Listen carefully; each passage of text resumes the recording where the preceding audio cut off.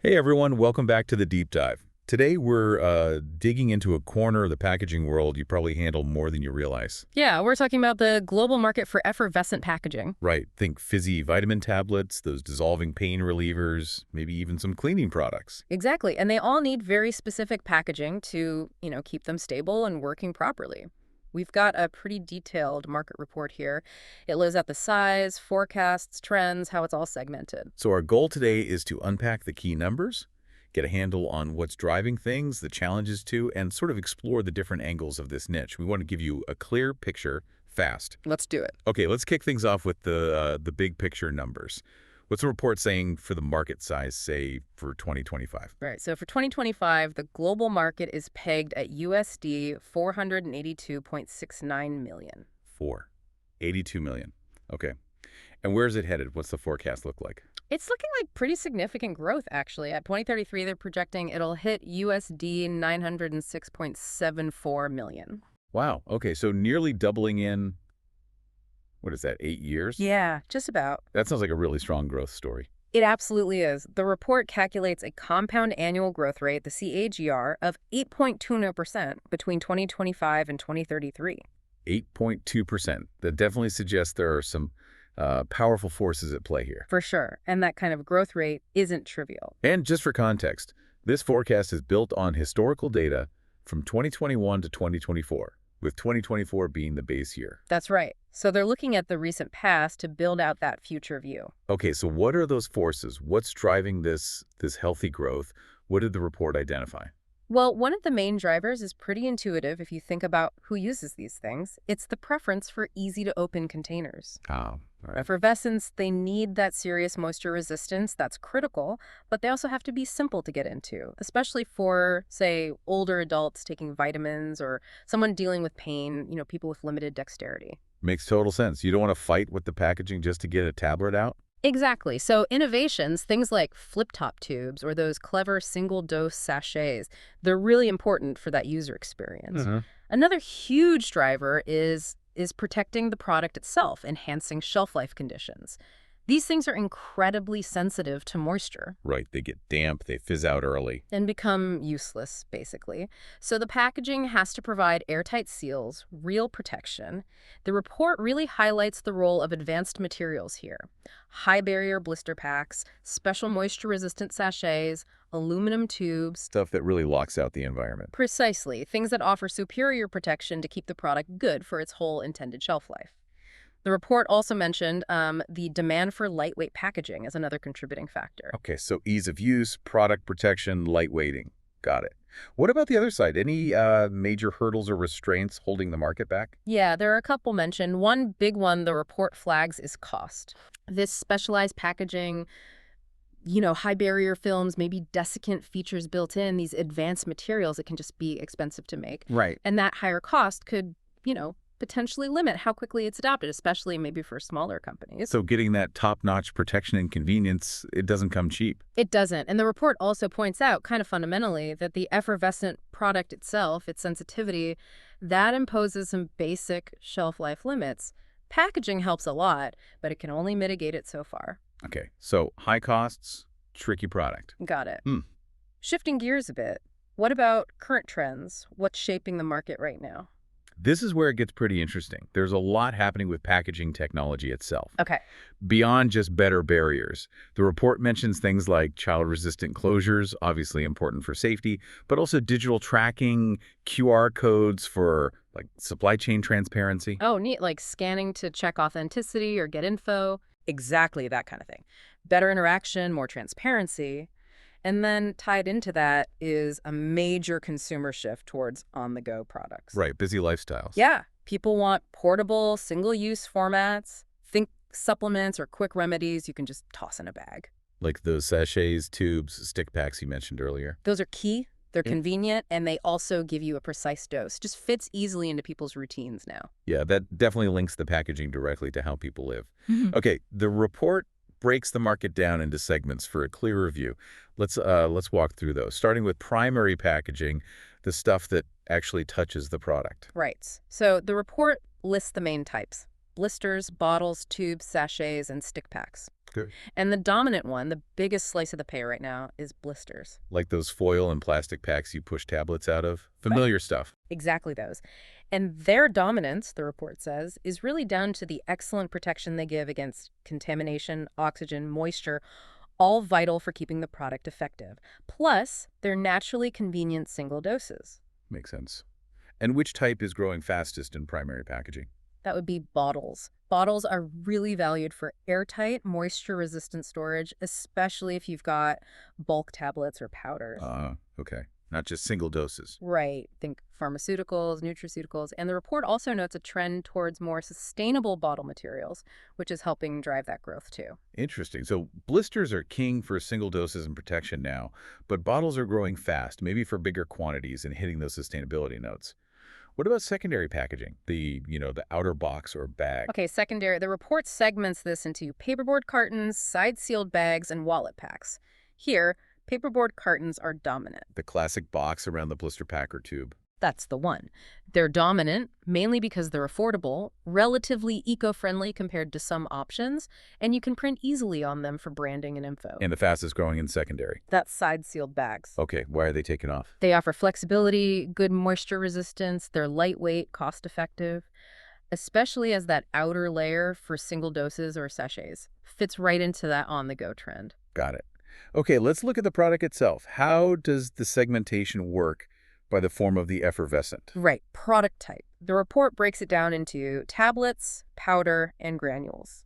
Tablets currently hold the biggest market share. Okay. And that's largely because they are so sensitive to air and moisture, meaning they need specific protective packaging. Plus, consumers are just very used to the tablet format for vitamins, pain relief, that sort of thing. Sure. And the fastest growing product type? That's powder. Powders are also really sensitive, need careful packaging, but their growth is being pushed by more use in pharma, especially in sports nutrition and dietary supplements. You often see them in sachets, bottles, cartons. Interesting. Okay, moving on to the materials used for all this packaging. Material type. The report looks at plastic, aluminum, and metal. Plastic is the dominant segment here. Why plastic? Well, it's strong, portable, offers good moisture and air resistance. It's relatively affordable and really versatile. You can make bottles, tubes, films. And the report points out that advances in recyclable and biodegradable plastics are helping it stay on top. Okay. And the fastest growing material? That's aluminum. Ah. It's highlighted for having superior barrier properties, really excellent against oxygen, light, moisture. So it's ideal for things like blister packs, side-sealed containers. Plus, its recyclability really clicks with the sustainability push. Good point. Okay, final segmentation slice. Who's actually using all this packaging? Oh. The end-use industries. Right, end-use outlook. The report segments into pharmaceuticals, dietary supplements and nutraceuticals, household, cosmetics and personal care, and then an others category. The dominant segment, by quite a margin, is pharmaceuticals. Makes sense, given the products we've talked about. Yeah, it's driven by the sheer volume of effervescent tablets and powders for vitamins, supplements, OTC, pain relief, plus the very strict packaging regulations in pharma. And the fastest growing end-use segment. That's dietary supplements and nutraceuticals. Connects back to the health trend. Exactly. It directly reflects that rising global health consciousness. People increasingly want convenient, fast-absorbing, effervescent options for their daily vitamins and nutritional boosts.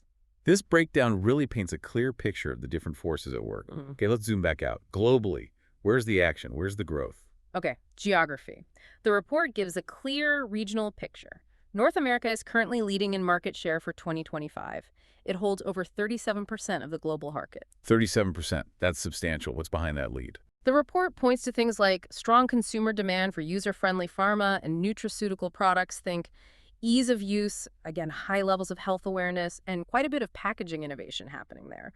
Like widespread use of desiccant tubes and caps designed specifically for effervescence. And they broke down the value. Yeah, North America is valued at about USD 178.60 million in 2025. Within that, the U.S. is the giant at roughly 141 million, Canada around 21 million, and Mexico about 16 million. Okay, and the region expanding most rapidly, where's the fastest growth? That would be Asia Pacific. It's showing the fastest growth globally, an impressive 11.0% CJR. 11%. Wow. What's fueling that in APAC? It's a mix of things. Rising health consciousness there too, increasing disposable incomes, a booming pharmaceutical industry, urbanization, and just high demand for portable consumer goods generally. APAC holds around 24% of the global share, valued at about USD 116 million in 2025. Any specific countries driving that APAC growth? China's the biggest market within the region, around 49 million in 2025. But India actually shows the highest CAGR within APAC, 12.9%. So very rapid growth happening in India. The report also listed figures for Japan, South Korea, Australia, Singapore, Taiwan, and Southeast Asia. Okay. How does Europe fit in? Europe's another major player. Over 29% of the global share, valued close to USD 140 million in 2025. Solid CAGR too, 7.2%. Key countries in Europe. Germany's a leader there, about 28 million in 2025.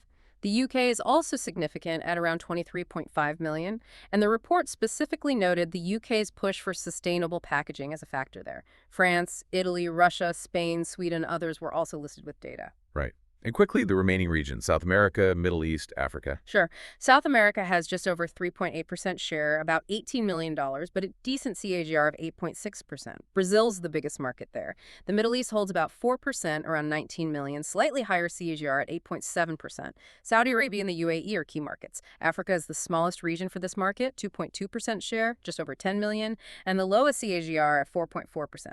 South Africa leads within Africa. Fascinating how those growth rates and shares differ so much. Okay, what about the companies making this packaging? What's the competitive scene like? The report calls it highly competitive. Makes sense. The leading manufacturers are really focused on standing out, particularly through innovation and, increasingly, sustainability. Can you name a few of the key players mentioned? Yeah, the report lists companies like Saner GmbH, Parakplast India Ltd., Romoco Group, Nutrillo GmbH, Amcor Limited, big name there, Hibeish Fuda Plastic Products, Tower Laboratories, Oracle Packaging, Amerilab Technologies, Unither Pharmaceuticals, quite a few others too. You mentioned Amcor and sustainability. Right. The report specifically highlighted Amcor's efforts in developing more sustainable options for this sector. It mentioned things like curbside recycled paper packaging and sustainable high-shield laminates. So even the big players are feeling that pressure and innovating. Definitely. It shows how companies are trying to balance the technical needs of these sensitive products with growing environmental demands. Now, beyond all the market numbers and segments, did the report touch on any other, maybe qualitative factors? It did. The source indicated it included analysis on various qualitative factors. And one section title that jumped out from the table of contents was Impact of Trump's Tariff War on the Effervescent Packaging Market Data. Huh. That's very specific for a packaging report. What did the report suggest that section covers, just based on the description? Well, according to the table of contents description, it seems that section delves into how potential policy shifts could affect the market, the, longer-term impact of tariffs, changes in trade dynamics and supply chains, regional and geopolitical fallout from tariffs in this market context, potential tax reforms, investor sentiment, maybe even how environmental regulations or rollbacks could play a role, ESG implications, Wow. consumer behavior changes influenced by political events, and then strategic takeaways for companies trying to navigate all that, potentially under future administrations too. So it's really trying to connect the dots between broad economic and political forces, like tariffs, and how they might ripple down even to a specific niche like effervescent packaging. Exactly. It's acknowledging that even specialized markets don't exist in a vacuum. They're part of that bigger global picture. Okay, we have covered a lot of ground here. From the overall size, the growth, drivers, restraints, all those segments, the global hotspots, key companies, even these broader factors. So let's try and tie it all together. What's the core takeaway picture of this effervescent packaging market? I think what really stands out is that it's a significant dynamic market, and it's poised for strong growth, nearly doubling by 2033, remember. That growth seems fundamentally powered by rising health consciousness globally, a real consumer demand for convenience and easy-to-use products. Right. And continued innovation in the packaging itself, the technology, the materials, all aimed at keeping these sensitive products stable and making them user-friendly. And we saw how specific types, like blisters for protection and bottles for bulk or sustainability, are key in primary packaging.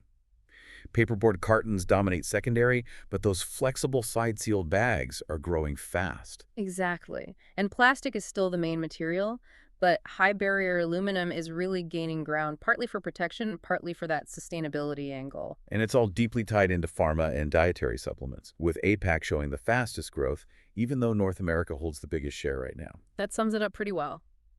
Understanding these trends give you, the listener, real insight into the business challenges and the innovations involved in getting health and wellness products out there in a way people actually want to use them. Yeah, and it brings up a really interesting tension, doesn't it? Think about that push-pull between consumer demand for convenience, which often means single-use, grab-and-go packaging, Right. and the huge global push for packaging that's more environmentally sustainable. That's a great point.